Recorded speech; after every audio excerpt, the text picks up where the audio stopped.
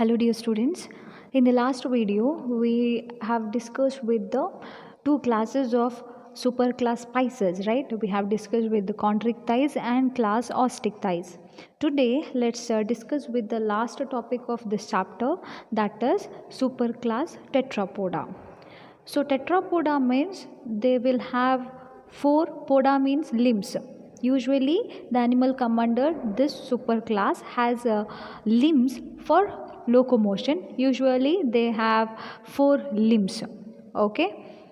It includes four classes: class amphibia, class reptilia, class aves means it includes birds, and the last one is class mammalia.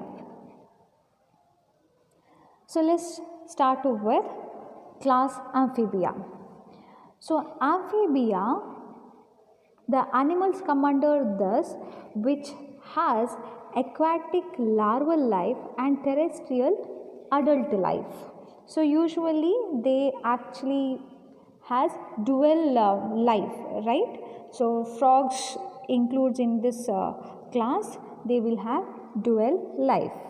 For breeding, they require a watery environment. Okay, for the release of egg and all, they require water. It has got pentadactyl limbs, means it has got 5 digits. Penta means 5. So 5 digits. So the skin is without scales. Body is not covered with any scales. Next point is tympanum present in the ear. So near to the eye, so somewhat here you can see there is a special structure which is called as tympanum. Here external ear is absent. Ear pinna and all it is absent, but instead they have tympanum.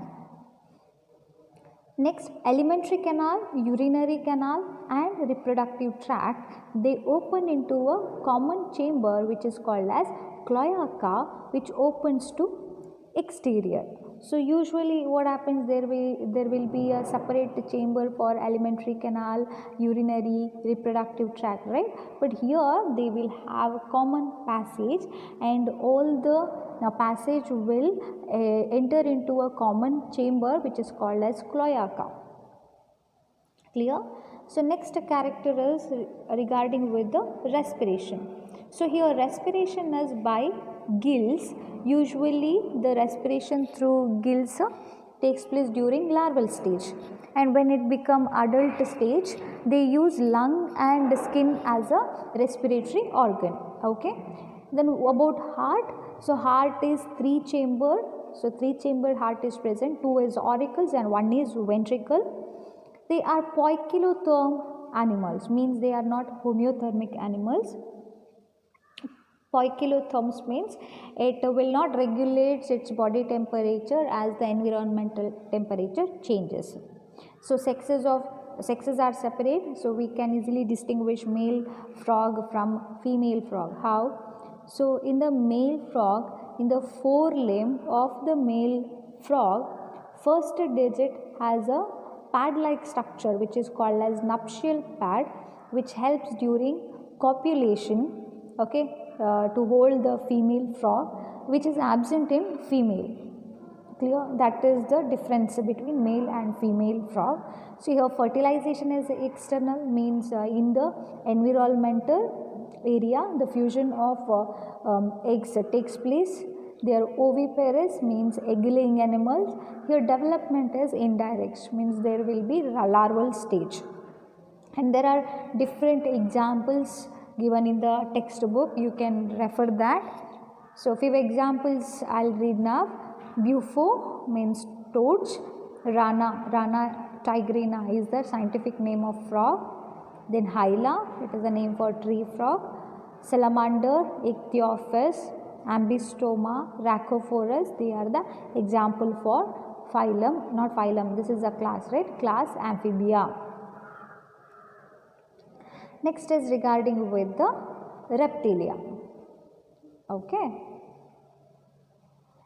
So all are familiar with which animal come under this class? Which? All the snakes, right? So snakes, lizards, tortoise, right? So all come under this class. So animals border is having dry and cornified skin. Cornified means which is very hard skin, and there is presence of epidermal scales. Okay, so body is covered by scales, or it is also called as cutes. So snakes and lizards, they shed their scales as skin cast. So they will actually release or they will remove off the skin in a suitable environment. That is the feature of class Reptilia. Tympanum, which represents ear, so ear is represented by tympanum here. In case of amphibia also there was tympanum. Here limbs are usually absent, but if present they are two pairs, means four limbs are present. Heart is three chambered, okay, but heart is four chambered in crocodile. So this you will be reading from high school days, right? So all the reptilian animal has three chambered heart, but except one, that is crocodile, it has four chambered heart. Then they are also poikilotherms. Fertilization is internal here, okay, fusion takes place inside the body. They are oviparous, egg laying one, and development is here direct, there is no larval stage and all. So there are many examples they have given. You can remember about four examples: turtle, tortoise, wall lizard, cobra, rattlesnake, viper, tree snake. So they are the example for reptilia. Next is class aves. So all birds includes in this class. And what is the characteristic feature of birds? Of course, presence of feathers, they possess beak, right? Forelimbs here modified into wings, correct? Hind limbs, of course, they have a hind limb also, but hind limbs which has scales, and it is modified for walking, swimming, clasping tree branches or holding tree branches, etc. Here skin is dry without glands except the oil gland at the base of the tail. Okay, so in the skin there is no any glands for secretion. Okay, but in the base of the tail there is oil gland. So long bones are hollow and pneumatic. What do you mean by pneumatic?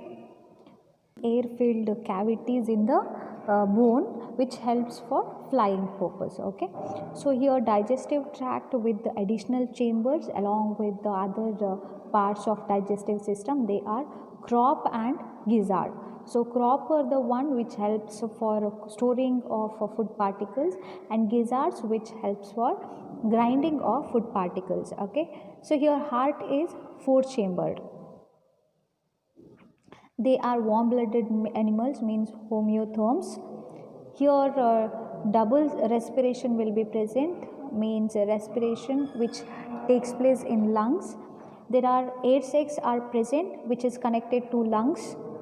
Okay, there is no urinary bladder usually, and fertilization is internal here. They are oviparous animals and development is direct. So already I have explained with this concept, so I am not going to explain once again. So examples for this class, you can take down of any your favorite birds, but you should write the scientific name of that. Okay, pigeon, the scientific name of pigeon is columba. Crow, the scientific name is carvus. So you can write peacock, pigeon, vulture, etc. So the last class to which we belong is class Mammalia. So Mammalia is a class. Here the characteristic feature of this class is presence of mammary glands. So mammary glands are milk producing glands. Okay, two pairs of limbs are present for walking, for running, climbing, burrowing, swimming or flying. For many purpose it uses its limbs. So skin is with hair, so hairs are present on the body. There will be external ear which has pinnae, means ear pinna are present here. Teeth is heterodont. Hetero means different types of teeth are present. Thecodont. Theco means here our teeth is embedded in the jaw cavity or jaw socket. Such teeth is called as thecodont. Diphyodont means in human life, you know that we will be having two kinds of teeth, that is milk teeth and permanent teeth, right? So such kind is called as diphyodont. And they will be having, of course, 4-chambered heart. They are homeotherms, warm blooded animals. Respiration, of course, by lungs. Here sexes are separate. We can easily distinguish male and female sex. And fertilization is internal. And are viviparous. Viviparous means which are directly giving birth to young ones, except to 2 animals. This is important, echidna and platypus. So they are come under class mammalia, since they will have mammary gland, but they are oviparous. So oviparous mammals are echidna and platypus. So development is here direct development takes place, and you can take down the examples of any mammal like platypus, kangaroo, flying fox, monkey, rat, elephant, tiger, etc. So here we complete our chapter, that is animal kingdom. Hope you understood this video. We'll meet in the next video. Thank you.